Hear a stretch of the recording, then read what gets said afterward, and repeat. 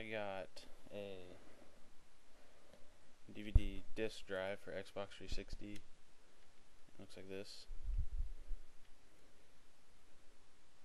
And I need to replace it by replacing this disc, or the board.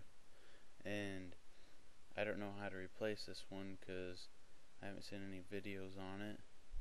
It has these solders right here, so I need to know if you can redo those, or what's the best way about going about replacing this drive. If anybody could comment on my video or send me a message, help me out, it'd be much appreciated.